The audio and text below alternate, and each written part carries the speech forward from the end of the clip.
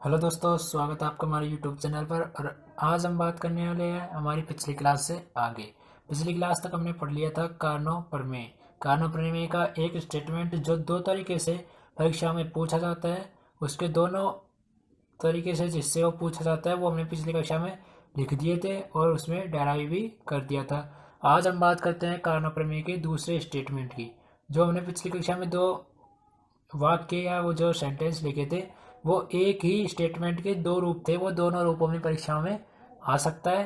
तो इसलिए आपको दोनों को हमने इसलिए लिखा था कि आप परीक्षा में कोई सा भी स्टेटमेंट आए तो वो पहला वाला प्रूफ ही करना है।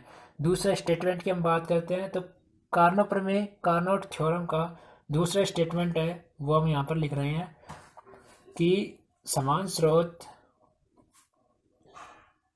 T1 केल्विन, ताप कुछ भी हो सकता है, वैसे हम T1 केल्विन मानते हैं। स्रोत व समान सिंक, समान स्रोत व समान सिंक के मध्य कार्य करने वाले या कार्यरत सभी उत्क्रमणीय इंजनों की दक्षता समान होती है तथा यह कार्यकारी पदार्थ की प्रकृति पर निर्भर नहीं करती है। दोस्तों, आपने समझ लिया था, पिछली कक्षा में हमने आपको बताया था कि समान स्रोत T1 केल्विन और समान सिंक T2 केल्विन के मध्य हम कितने भी इंजन बनाए, ये मान लो कोई इंजन है, ये कोई इंजन है, कितने भी इंजन बनाए उनमें सबसे ज़्यादा तो उत्क्रमणीय इंजन की होगी। और यदि दो या दो से अधिक उत्क्रमणीय इंजन है, यानी कि दोनों उत्क्रमणीय है या दो से ज़्यादा है, तो उन सब की दक्षता, जो कि दक्षता का सूत्र होता है नीटा बराबर 1-T2/T1, और T1 T2 का मान सब उत्क्रमणीय इंजनों के लिए सेम होगा, तो उनकी जो दक्षता होगी वो समान होगी। अनुत्क्रमणीय इंजनों से तो ज़्यादा होगी लेकिन आपस में बराबर होगी, मैक्सिमम तो होगी, यानी कि अनुत्क्रमणीय इंजनों से तो ज़्यादा होगी लेकिन आपस में बराबर होगी। इस स्टेटमेंट को हम प्रूफ करने वाले हैं। माना कि हमारे पास दो उत्क्रमणीय इंजन है, आर व आर डैश, दोनों रिवर्सिबल है, उत्क्रमणीय है, और दोनों समान स्रोत T1 केल्विन और समान सिंक T2 केल्विन के मध्य कार्य कर रहे हैं। माना कि जो हमारा आर डैश है वो स्रोत से Q1 ऊष्मा लेता है, Q1 नहीं Q' ऊष्मा लेता है, इसका कुछ भाग उपयोगी कार्य W में परिवर्तित करता है और शेष ऊष्मा Q' - W सिंक को T2 केल्विन पर प्रदान कर देता है। दूसरे उत्क्रमणीय इंजन हमारे जो रिवर्सिबल इंजन आर है उसकी हम बात करें तो ये स्रोत से Q ऊष्मा T1 केल्विन पर लेता है, उसका कुछ भाग W, हम ये मानते हैं कि दोनों इंजनों आर व आर डैश उत्क्रमणीय जो है इंजन, इनके द्वारा किया गया कार्य समान W होता है, हमने मानना है। अगले हम बात करते हैं तो आर इंजन स्रोत T1 केल्विन पर Q ऊष्मा लेता है, W को उपयोगी कार्य में परिवर्तित करता है और शेष ऊष्मा Q - W सिंक को T2 केल्विन पर दे देता है। आपको यहाँ तक समझ में आ चुका गया होगा। अब हम इनकी अलग अलग दक्षता निकालते हैं तो हमारे पास नीटा आर डैश जो कि आर डैश उत्क्रमणीय इंजन की दक्षता है वो क्या होगी, दक्षता का सूत्र होता है उपयोगी कार्य, इंजन द्वारा किया गया उपयोगी कार्य, हमने शॉर्ट में लिख दिया क्योंकि अभी फटाफट करना है, क्योंकि पिछले स्टेटमेंट हमने को आराम से बता दिया था। अब ये तो सेम वैसे ही है, इसमें कुछ भी अलग नहीं है, विरोधाभास की विधि से ही ये सिद्ध होगा, तो आप थोड़ा धैर्य बनाए रखें। उपयोगी कार्य अपन स्रोत से ली गई ऊष्मा लिख देते हैं, ली गई ऊष्मा, और स्रोत से भी लिख देते हैं, स्रोत से ली गई ऊष्मा। स्रोत से ली गई ऊष्मा तो आर प्राइम ने कितनी ऊष्मा ली थी, वो कितना कार्य किया था W, और कितनी ऊष्मा ली थी Q डैश, ये हमारे पास आ गए नीटा आर प्राइम। इसको समीकरण नंबर 1 नाम दे देते हैं। तो ये हमने नीटा आर प्राइम, जो आर प्राइम उत्क्रमणीय इंजन की दक्षता है वो हमने निकाल ली है। अब हम जो हमारा दूसरा उत्क्रमणीय इंजन आर है उसकी दक्षता भी निकाल लेते हैं। नीटा आर बराबर, इसने कितना कार्य किया W अपॉन कितनी ऊष्मा ली Q, W/Q, ये हमारा समीकरण नंबर 2 हो गया। अब हम ये सिद्ध करना चाहते हैं कि हमारा जो नीटा आर है, अर्थात इस स्टेटमेंट का मतलब ये है नीटा आर बराबर नीटा आर प्राइम, दोनों उत्क्रमणीय इंजन है इनकी दक्षता समान होगी, हम सिद्ध करना चाहते हैं तो हम इन दोनों को कंबाइन कर देते हैं और एक इंजन किसी को भी हम रेफ्रिजरेटर में बदल देते हैं, वही जो हमने पहले स्टेटमेंट में किया था। तो हम करते हैं, ये हमारा हो गया स्रोत T1 केल्विन, ये हमारा हो गया सिंक T2 केल्विन हो गया। अब जो हमारा जो ये मान लो हमने आर प्राइम वाले को रेफ्रिजरेटर में बदल दिया, तो ये हमारा हो गया आर प्राइम और ये हमारा हो गया आर। अब इसको रेफ्रिजरेटर में हमने बदल दिया है, आर प्राइम वाले को रेफ्रिजरेटर में बदल दिया है हमने। तो ये क्या करेगा, यहाँ सिंक से Q डैश माइनस डब्ल्यू ऊष्मा लेगा और इस पर जो बाह्य कार्य किया जाएगा वो हमारे आर इंजन द्वारा, दूसरे उत्क्रमण इंजन ये हमको डब्ल्यू कार्य देगा। मान लो ये स्रोत से Q ऊष्मा लेता है और डब्ल्यू कार्य देता है और यहाँ पर Q माइनस डब्ल्यू शेष ऊष्मा सिंक को दे देता है। तो ये जो डब्ल्यू कार्य है वो ये आर प्राइम जो जिसको हमने रेफ्रिजरेटर में बदल दिया ये ले लेगा, ये ग्रहण करेगा और उसके बाद जो इसकी टोटल ऊष्मा हो जाएगी इनको जोड़ के Q डैश डब्ल्यू से डब्ल्यू कैंसिल हो जाएगा, तो Q डैश ये ऊष्मा स्रोत को प्रदान कर देगा या दे देगा या उत्सर्जित कर देगा। तो ये जो हमारी युक्ति बनेगी, दोनों को कंबाइन युग्मित करने के बाद, दोनों को कंबाइन करने के बाद जो युक्ति बनेगी इसमें टोटल क्या हो रहा है वो हम देखेंगे और उसके आधार पर फिर निष्कर्ष निकालेंगे कि नीटा आर बराबर नीटा आर प्राइम होता है। अगर हम ये सिद्ध कर दें कि eta R is greater than eta R prime, ये गलत है तो ये सिद्ध हो जाएगा। और हम ये भी सिद्ध कर दें कि eta R prime is greater than eta R, यानी कि ना तो ये दो नीटा आर प्राइम से बराबर है, यानी कि इसकी दक्षता इससे अधिक नहीं है और इसकी दक्षता इससे अधिक नहीं है। दूसरे स्टेटमेंट इसका बाद मतलब है कि इसकी दक्षता इससे अधिक नहीं है, ये हम गलत सिद्ध कर दें दोनों को। तो इसका मतलब होगा कि दोनों की दक्षता बराबर होगी, क्योंकि तीन कंडीशन बनती है, एक ये और एक ये और एक ये। अगर हम इन दोनों को गलत कर दें सिद्ध कर देंगे तो ये एक ही हमारी जो सही कंडीशन होगी, जो यही मान्य होगी। तो पहले हम इसको असत्य सिद्ध करते हैं, तो उसके लिए हमने चित्र बना लिया है। अब हम मान लेते हैं कि ये होता है, इसको फिर हम विरोधाभास की वजह से गलत सिद्ध कर देंगे। तो माना कि नीटा आर, पेन खत्म हो गया, पेन ले लेता हूँ।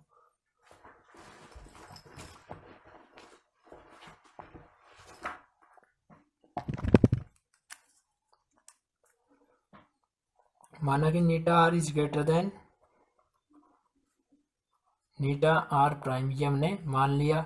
तो नीटा आर कितना है हमारे पास, ये रहा डब्ल्यू अपॉन Q1, इसको हम यहाँ पर लिख देंगे डब्ल्यू अपॉन Q1 नहीं, Q ये डब्ल्यू अपॉन Q, इसको हम यहाँ पर लिख दिया। Is greater than eta R prime है डब्ल्यू अपॉन Q प्राइम, तो W upon Q prime, W से डब्ल्यू कैंसिल हो जाएगा, एक एक हो जाएगा ऊपर। और जो इससे हम निष्कर्ष निकाल सकते हैं, इसको यहाँ पर भेजेंगे, इसको यहाँ पर भेजेंगे, तो Q dash is greater then Q, ये हम इसके निष्कर्ष निकाल सकते हैं। और इसको इधर भेज देंगे तो Q dash minus Q is greater then 0, यानी कि ये एक धनात्मक संख्या है। इज ग्रेटर देन 0 मतलब 0 से बड़ी है, यानी कि धनात्मक संख्या है। ये हमारे पास आ चुका है। अब हम देखते हैं कि जो ये युग्मित करने के बाद जो युक्ति हमारे पास आई है, ये सिंक से कितनी ऊष्मा ले रही है, ये हम देखते हैं। तो सिंक से ली गई ऊष्मा कितनी होगी, ये ले रहा है और ये दे रहा है, तो ली गई में से दी गई हटा देंगे। तो हम लिखते हैं युग्मित युक्ति। आप जो हम बोल रहे हैं वो स्टेटमेंट आपको परीक्षा में लिखना है, जो हम हिंदी बोल रहे हैं वो आपको समझ गया तब लिखनी है, तो आप लिख सकते हो समझने के बाद, ऐसी कोई बड़ी बात नहीं है। युग्मित युक्ति द्वारा सिंक से ली गई कुल ऊष्मा कितनी होगी, Q dash minus W, minus जो दे रहा है वो घटा देंगे Q माइनस डब्ल्यू, और इसको हम हल करेंगे तो Q dash minus W minus Q और माइनस माइनस प्लस के डब्ल्यू से डब्ल्यू कैंसिल, दिस इम्प्लाइज जो ली गई उसमें है, दिस इम्प्लाइज नहीं बराबर Q डैश ये बचा और माइनस के Q ये वाला बच गया। तो आ गई हमारे पास सिंक से ली गई ऊष्मा। अब हम आगे बढ़ते हैं, तो हम देखते हैं कि जो युग्मित युक्ति थी हमारी, युग्मित युक्ति द्वारा स्रोत को दी गई कुल ऊष्मा, स्रोत को दी गई कुल ऊष्मा कितनी होगी। तो हम चित्र को देखते हैं एक बार। ये हमारा चित्र था, स्रोत को दे इतनी रही है और ले इतनी रही है, तो दी गई में से ली गई घटा देंगे तो हमारे पास टोटल जो दी है वो आ जाएगी। तो क्यू डैश माइनस क्यू, इसको हम यहाँ पर लिख देते हैं Q dash minus Q is greater then 0 है, हमने पहले सिद्ध कर चुके हैं।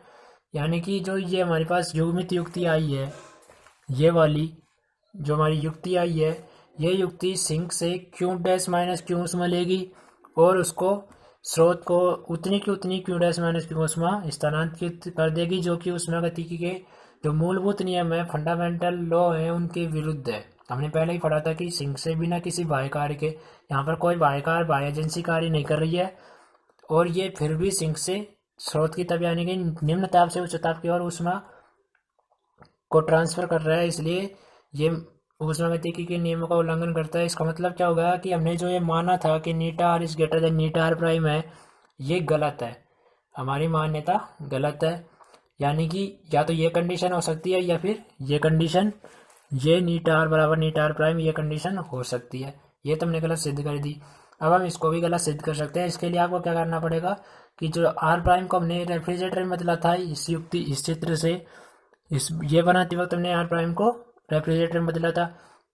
जब हम इस दूसरे कथन को असत्य सिद्ध करेंगे तो जो हमारा छोटा वाला होता है, हमने इसको गलत सिद्ध करने के लिए आर प्राइम को रेफ्रिजरेटर में बदला था।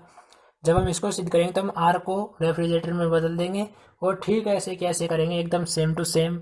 सिंक से कितनी ऊष्मा ली गई टोटल वो कैलकुलेट करेंगे, और स्रोत को टोटल कितनी दी गई ये कैलकुलेट करेंगे, और फिर हम सिद्ध कर देंगे कि ये संभव नहीं है, ये ऊष्मागतिकी के नियमों के विरुद्ध है, और फिर जो हमारी ये कंडीशन है वो भी गलत सिद्ध हो जाएगी। और फिर तीसरी कंडीशन जो बचेगी ये वैलिड होगी, और हमारा सिद्ध हो जाएगा कि नीटा आर बराबर नीटा आर प्राइम, अर्थात समान स्रोत और समान सिंक के मध्य कार्य करने वाले सभी उत्क्रमणीय इंजनों की दक्षता समान होती है।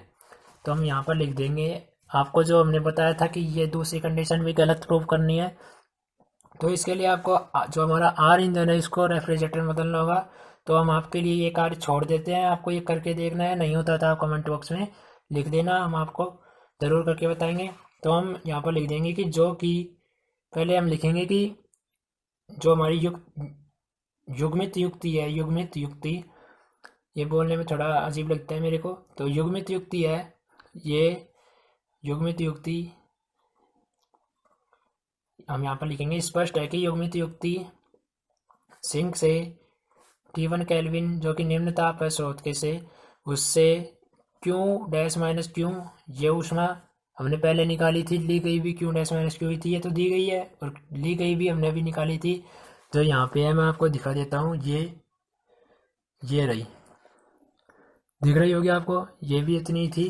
तो सिंक से T1 केल्विन पर ऊष्मा क्यू डैश माइनस क्यू ग्रहण कर बिना किसी बाह्य कार्य के स्रोत को T2 केल्विन पर स्थानांतरित या ट्रांसफर, या आप जो भी कहते हो, संचयित कर देता है, जो कि ऊष्मागतिकी के नियमों के विरुद्ध है। क्यों है ये हमने आपको बता दिया, या परीक्षा में लिख सकते हो क्यों है क्या है।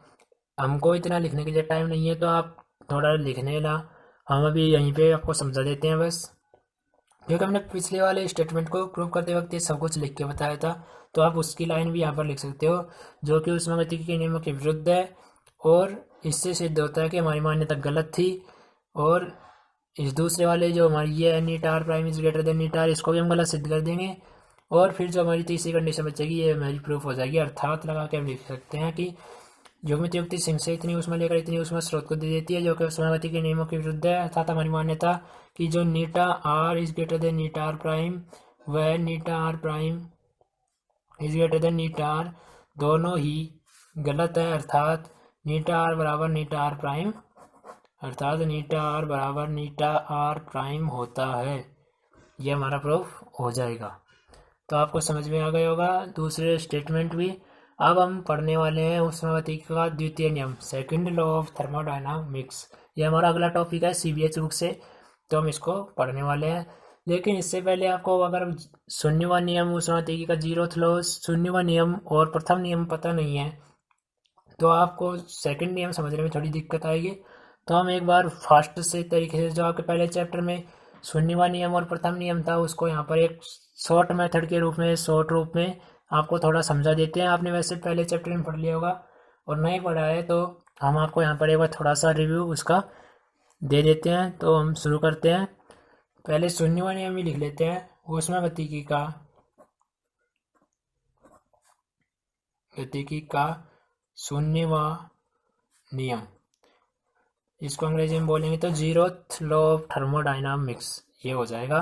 तो हम इसको पढ़ते हैं। इस नियम के अनुसार क्या होता है कि मान लो हमारे पास कोई एक सिस्टम है और एक और सिस्टम है। ये हमारा सिस्टम ए है, ये हमारा सिस्टम बी है, और ये कोई तीसरा सिस्टम हमारा सी है। ये जो दीवार इनके बीच में है, ये है कुचालक, यानी कि रुद्धोष्म दीवार है। इससे ऊष्मा का आदान प्रदान नहीं हो सकता। और ये जो बीच में दीवार है, ये होती है चालक, इससे होकर ऊष्मा का ट्रांसफर हो सकता है।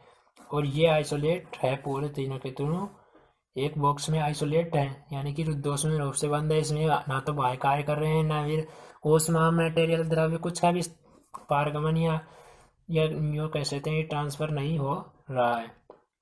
तो यदि हमारे जो निकाय हमने माने हैं, ये ए निकाय और सी निकाय ऊष्मा साम्यावस्था में है, यानी कि इनके बीच में हीट का ट्रांसफर नहीं हो रहा है, ऊष्मा का ट्रांसफर नहीं हो रहा है। और बी और सी भी उसमें साम्यावस्था में है, यानी कि इनके बीच भी ऊष्मा का ट्रांसफर नहीं हो रहा है। तो जो हमारे ए और बी निकाय होंगे, ये आपस में भी उसमें साम्यावस्था में होंगे, यानी कि यदि हम इस दीवार को हटा दें तो इनके बीच भी ऊष्मा का ट्रांसफर नहीं होगा। शून्यवा नियम को हम यदि स्टेटमेंट के रूप में लिखे तो इसको हम इस प्रकार लिख सकते हैं कि यदि कोई निकाय, यहाँ पर हमारा जो निकाय है सी, उसकी बात हो रही है। यदि कोई निकाय किन्हीं दो अन्य निकायों, ये निकाय कौन से हैं? उष्मागतिक निकाय हैं। यदि कोई निकाय किन्हीं दो अन्य निकायों, यहाँ पर हमारे दो अन्य निकाय कौन कौन से हैं? ए और बी। और जिस निकाय की हम बात करें यदि कोई निकाय, वो है सी। तो यदि कोई निकाय किन्हीं दो अन्य निकायों के सापेक्ष अलग अलग ऊष्मीय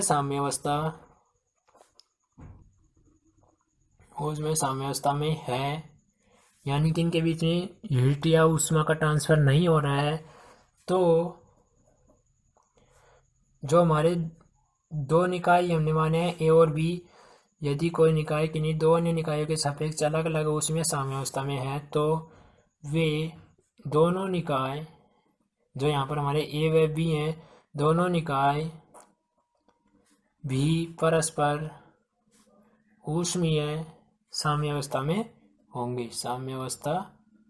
में होंगे। ये हमारा जो उष्मागतिकी का शून्यवा नियम है, उसका स्टेटमेंट है। आपको समझा ही दिया कि अगर ये दोनों ए और सी ऊष्मीय साम्यावस्था में है, तो और बी और सी भी ऊष्मीय साम्यावस्था में है, तो हमारे जो ए व बी होंगे वो भी ऊष्मीय साम्यावस्था में होंगे। ये जो उष्मागतिकी का शून्यवा नियम है, ये प्रथम नियम के बाद दिया गया था, लेकिन इसको शून्यवा नियम इसलिए कहते हैं क्योंकि जो प्रथम नियम है उससे पहले इसका ज्ञान होना चाहिए। ये जो शून्यवा नियम है, ये ताप की परिभाषा या ताप को अवधारणा को प्रकट करता है, यानी कि जो ताप की अवधारणा है वो यहीं से निकल कर आई है कि ताप नाम की भी कोई चीज़ होती है। कैसे निकल कर आई ये हम आपको बता देते हैं थोड़ा सा, कि ए व सी उसमें साम्यावस्था में, इनमें ऊष्मा का ट्रांसफर नहीं हो रहा है। बी व सी उसमें साम्यावस्था में, इनके बीच ऊष्मा का ट्रांसफर नहीं हो रहा है। तो वैज्ञानिकों ने सोचा कि ऐसी कौन सी चीज़ है, ऐसी कौन सी कुछ तो चीज़ होगी जिससे इनके बीच में ऊष्मा का ट्रांसफर नहीं हो रहा है। और यदि हम ए व बी की बात करें तो ये भी उसमें साम्यावस्था में होते हैं, इनके बीच भी ऊष्मा का ट्रांसफर नहीं होता है। तो वैज्ञानिकों ने सोचा कि ऐसी कौन सी चीज़ है जो इनको ऊष्मा का ट्रांसफर करने से रोक रही है, या फिर हम कह सकते हैं कि ये दोनों उसमें साम्यावस्था में है, मतलब कि इनमें कोई चीज़ सेम है, बराबर है, जो बदल नहीं रही है। और बी व सी उसमें साम्यावस्था में, मतलब कि इनके बीच भी कोई चीज़ समान है। और ए व बी भी साम्यावस्था में होंगी, क्योंकि इनके बीच में मान लो कोई कारक, उसको हमने बाद में जाके टेम्परेचर नाम दिया, मान लो कोई कारक टेम्परेचर नहीं था तो कुछ भी मानते, वो इनके मध्य में बराबर है, इनके मध्य में बराबर है, और जो ये कंडीशन सेटिस्फाई कर रहे हैं मतलब ये उसमें साम्यावस्था में है, ये उसमें साम्यावस्था में है, और ये भी उसमें साम्यावस्था में है, मतलब कि वो चीज़ इनके मध्य भी समान होगी। तो ये ताप की अवधारणा को भी प्रकट करता है। जो ऊष्मागतिकी का प्रथम नियम है उस पर भी हम बात कर लेते हैं। ऊष्मागतिकी का प्रथम नियम, ऊष्मागतिकी के प्रथम नियम की भी हम बात कर लेते हैं। ऊष्मागतिकी का प्रथम नियम, ऊष्मागतिकी का प्रथम नियम क्या है ये हम देख लेते हैं। ऊष्मागतिकी के जो प्रथम नियम है वो ज़्यादा कुछ नहीं है, सिर्फ ऊर्जा संरक्षण का नियम जो हम शुरू से पढ़ते आ रहे हैं छठी क्लास से, वही है। इसमें कुछ नया नहीं है, बस इसको ऊष्मागतिकी में थोड़ा अन्य रूप देकर प्रस्तुत किया जाता है। तो हम पढ़ लेते हैं कि ऊष्मागतिकी का प्रथम नियम क्या होता है। ऊष्मागतिकी के प्रथम नियम के अनुसार, ऊष्मागतिकी के प्रथम नियम के अनुसार हम लिखेंगे, परिभाषा में परीक्षा में आएगा तब, कि ऊष्मागतिकी के प्रथम नियम के अनुसार ऊर्जा, ऊर्जा नहीं ऊष्मा, ऊर्जा का ही एक रूप है। ऊष्मा जो होती है, ऊष्मा जो होती है ऊर्जा का ही एक रूप है, ये प्रथम नियम कहता है ऊष्मागतिकी का। ऊष्मा ऊर्जा का ही एक रूप है, और हम जानते हैं कि ऊर्जा संरक्षण का जो नियम है वो कहता है कि ऊर्जा को ना तो नष्ट किया जा सकता है ना ही उत्पन्न किया जा सकता है, केवल एक रूप से दूसरे रूप में रूपांतरित अवश्य किया जा सकता है। तो चूंकि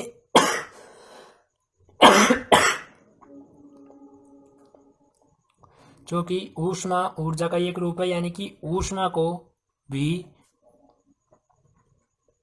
ऊर्जा की तरह ना तो नष्ट किया जा सकता है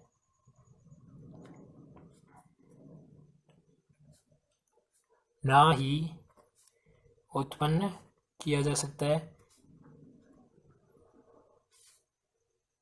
केवल और केवल एक रूप से दूसरे रूप में रूपांतरित कर सकते हैं। यानी कि जो ऊष्मा है वो ना तो नष्ट हो सकती है ना ही उत्पन्न की जा सकती है, केवल एक रूप से दूसरे रूप में परिवर्तित की जा सकती है। जैसे कि इंजन में हमने देखा, जो ऊष्मा होती है उसका कुछ भाग उपयोगी कार्य में हम परिवर्तित कर सकते हैं, या फिर किसी और कार्य में ऊष्मा को बदला जा सकता है, लेकिन नष्ट नहीं कर सकती। जो हमने देखा था इंजन में कुछ कार्य डब्लों में जाता है और कुछ जो बचती है वो सिंक को दे दी जाती है, मतलब कि जो किया गया कार्य और जो सिंक को दी गई ऊष्मा थी उसका टोटल ली गई के बराबर आ रहा था। मतलब कि ऊष्मा संरक्षित रहती है, ऊष्मा को नष्ट नहीं किया जा सकता ना ही उत्पन्न किया जा सकता है, केवल एक रूप से दूसरे रूप में रूपांतरित कर सकते हैं। ऊष्मागतिकी का जो प्रथम नियम है उसको हम गणितीय रूप में या समीकरण के रूप में भी लिख सकते हैं कि मान लो हमारे पास कोई निकाय है जिसके अंदर गैस भरी हुई है या कोई कार्यकारी पदार्थ द्रव्य कुछ भी भरा हुआ है। यदि हम इसको ऊष्मा देते हैं, यानी कि गर्म करते हैं, गर्म करने पर ऊष्मा ही मिलती है, हम इसको ऊष्मा देते हैं, ऊष्मा प्रदान करते हैं, तो उसका कुछ भाग इसमें कुछ कार्य हो जाएगा, यानी कि कार्य का मतलब कि इसका ताप आप वृद्धि हो जाएगी और उसका कुछ भाग इसमें कुछ कार्य हो जाएगा, यानी कि प्रसार हो जाएगा या फिर प्रेशर बढ़ जाएगा, कुछ भी हो जाएगा, इसमें कुछ कार्य में परिवर्तित हो जाएगा, उस ऊष्मा का कुछ भाग कार्य में परिवर्तित हो जाएगा, और जो शेष भाग बचेगा वो इसकी आंतरिक ऊर्जा, कणों की जो गतिज ऊर्जा है उसको बढ़ा देगा, वेग बढ़ा देगा, तो इससे उसकी आंतरिक ऊर्जा में वृद्धि हो जाएगी। तो जो ऊष्मा है वो संरक्षित रहेगी, यानी कि चाहे उसके दो हिस्सों में बढ़ जाए या कुछ हो जाए, लेकिन जो एनर्जी ऊष्मा है हमारी, जो हम हीट दे रहे हैं वो ही बटेगी, वो दोनों का टोटल जिन दो रूप में वो बट्टी है उनका टोटल जो हमने दी है उतने के टोटल के बराबर ही आएगा। यानी कि आपने किसी को 50 रुपये दिए, उसने 25 रुपये की कचौड़ी खाई और 25 रुपये का समोसा खाया, तो जो जितने रुपए की ये खाई, जितने रुपए की उसने कैसे भी खर्च किए हो, 25-25 में किए हो, 5-10-20 में किए हो, कैसे भी किए हो, जो इनका टोटल होगा वो हमने जितने दिए उतने के बराबर ही तो होगा, क्योंकि इसके पास तो पहले से थे नहीं, हमने दिए उतने ही तो मैक्सिमम ये खर्च कर सकती है। और जो कि ये ऊर्जा का ही रूप है ऊष्मा, तो नियति रहेगी, इसको दूसरे रूप में बदल सकते हैं, नष्ट नहीं कर सकते। यानी कि 50 है तो या तो 25-25 हो जाएंगे या फिर 15-35 हो जाएंगे, ऐसे हो सकते हैं। ऐसे नहीं होगा कि 20-20-40 ही हो, ये 10 को उड़ा दिया, ऐसा नहीं हो सकता, क्योंकि इसको नष्ट तो कर ही नहीं सकते, बदल सकते हैं। तो ये हो जाएगा। तो जो हमने मान लो कि किसी पदार्थ को ऊष्मा दी, कितनी, डेल क्यू, ये ऊष्मा हमने दी, तो इसका कुछ भाग इसकी आंतरिक ऊर्जा को बढ़ा देता है, डी यू को। हम आपको बताएंगे कि ये डी यू डेल यू में क्या अंतर है, अभी बताएंगे। डी यू में हो जाता है प्लस कुछ भाग कार्य में हो जाता है, डेल डब्ल्यू। ये हमारा ऊष्मागतिकी का प्रथम नियम है, उसका गणितीय रूप या समीकरण रूप आप कुछ भी बोल सकते हैं, वो हो गया है। तो ये डी का मतलब है कि जो हमारा आंतरिक ऊर्जा होती है वो स्थिति फलन होती है, यानी कि किसी बिंदु की अंतिम और प्रारंभिक स्थितियों पर ही ये निर्भर करती है। किसी बिंदु की निश्चित स्थिति के लिए ये फिक्स होती है कि मान लो कोई ग्राफ सूचक आरेख है हमारा ये, तो इस बिंदु पर स्थिति ऊर्जा है वो फिक्स रहेगी, और इस बिंदु पर फिक्स रहेगी, प्रत्येक बिंदु पर फिक्स रहेगी। यानी कि ये घूम फिर के यहाँ पर आता है तो उसकी जो एनर्जी में परिवर्तन, आंतरिक ऊर्जा में परिवर्तन होगा वो शून्य होगा, क्योंकि यहाँ पे पहले मान लो यू थी, घूम फिर के आया, बाद की भी यू है, तो बाद की यू में से प्रारंभिक यू घटाएंगे तो 0 हो जाएगी। लेकिन कार्य वो पथ पर निर्भर करता है। हम यहाँ से इस अवस्था तक जाने के लिए ये मार्ग ले सकते हैं, ये मार्ग ले सकते हैं, ये रास्ता भी ले सकते हैं। तो अलग अलग रास्ते से अलग अलग कार्य के बराबर होगी, क्योंकि हम जानते हैं कि जो पी वी आर एक होता है, ये पी ये वी, जो पी वी आर एक होता है उसमें जो वक्र बनता है, वी वक्र और वी अक्ष के बीच का जो क्षेत्रफल होता है वो कार्य को प्रदर्शित करता है, क्योंकि वर्ग हमारा होता है पी डी वी, जो वह पी वी वक्र, पी वी आरेख व वी अक्ष, यानी कि आयतन की जो अक्ष होते हैं उसके मध्य के क्षेत्रफल के बराबर होता है। तो मान लो इस पथ से आते हैं तो इसका क्षेत्रफल इतना होगा, इस पथ से आते हैं तो इसका क्षेत्रफल इतना हो जाएगा, यानी कि हर बार कार्य बदल रहा है, यानी कि कार्य पथ पर निर्भर करता है। और डेल क्यू जो हमारी ऊष्मा होती है ये भी पथ पर निर्भर करती है, ये कोई अवस्था फलन नहीं है, इसलिए हम ये डी लिखते हैं, इसको डेल लिखते हैं।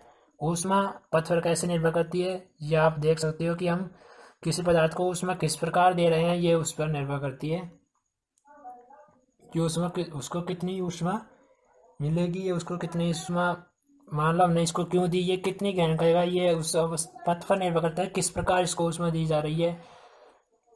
तो जो हमारा ऊष्मा है वो भी एक पथ पर निर्भर करने वाला फलन है, यानी कि पथ पर निर्भर होता है। तो हमने पढ़ लिया ऊष्मागतिकी का शून्य नियम क्या होता है, ऊष्मागतिकी का प्रथम नियम क्या होता है।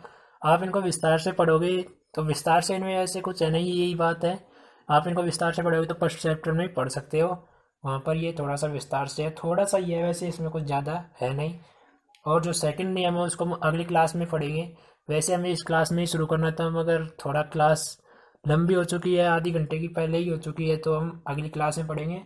तब तक के लिए बने रहिए। हमारी एक क्लास जो मिस हो गई थी आज, यानी कि कल हमने एक क्लास नहीं डाली थी, उसके लिए सॉरी, क्योंकि हमारे यहाँ पर जो लाइट नहीं आई थी और मेरे फ़ोन का चार्जर भी ख़राब हो चुका था, तो वीडियो शूट नहीं हो पाया था, वीडियो रिकॉर्डिंग नहीं हो पाई थी, तो सॉरी उसके लिए। आप बने रहिएगा, हमारी अगली क्लास जल्द आएगी, ऊष्मागतिकी के द्वितीय नियम पर हमारी जो क्लास है वो जल्द आएगी। तब तक के लिए बने रहिएगा, चैनल को सब्सक्राइब ज़रूर कर देना, अगली वीडियो आते ही आपको नोटिफिकेशन मिल जाएगा। बेल का जो आइकन है सब्सक्राइब बटन के पास में उसको ज़रूर प्रेस कर देना। Thank you.